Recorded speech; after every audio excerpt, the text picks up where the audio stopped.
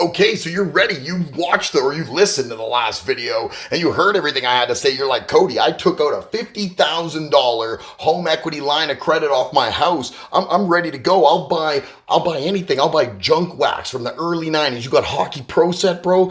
I'm gonna take that off your hands. Pump the brakes. Let's slow down. I know the previous video we talked about purchasing large collections or entire stores.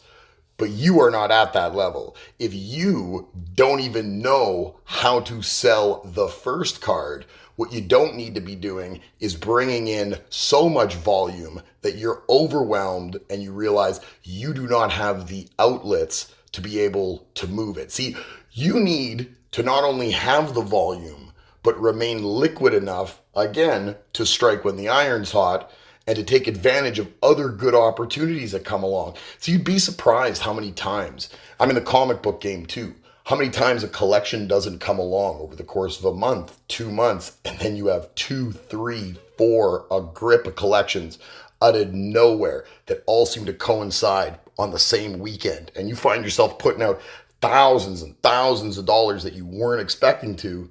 If you're not prepared for that because you're not operating like a business, it's going to bite you in the ass. So before you spend any money, let's get back to how you can actually, operate a business. Like, how do I even sell the cards I have? I have this collection that I was collecting my whole life or whatever it is, and I want to get into this. I'd love to do this full time potentially. How do I start?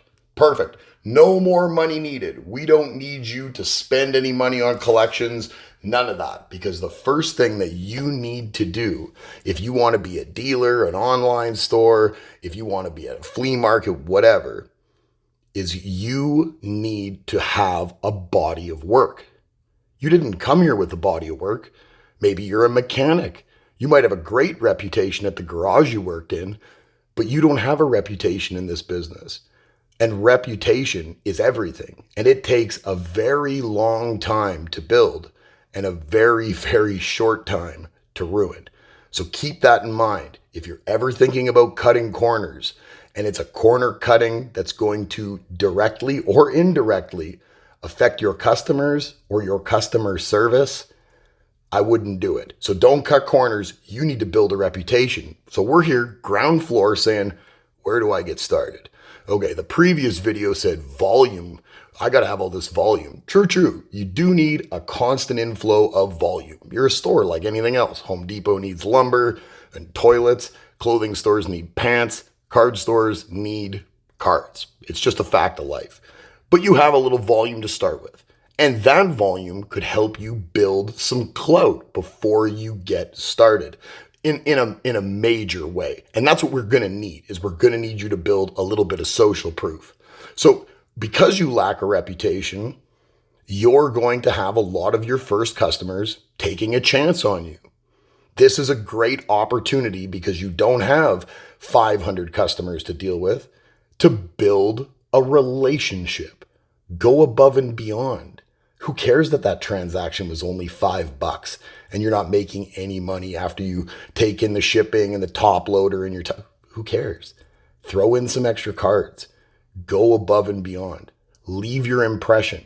This is your opportunity. And a lot of times you only get one opportunity to make a first impression. And people have been dealing in this forever. They've seen a lot of things. So I'm not saying just break the bank and do stupid stuff, but I'm saying go above and beyond. Offer people a level of service that they weren't expecting, because word of mouth is very powerful, good or bad.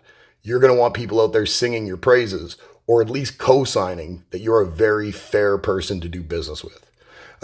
You're going to have to go through, again, lots of individual small transactions.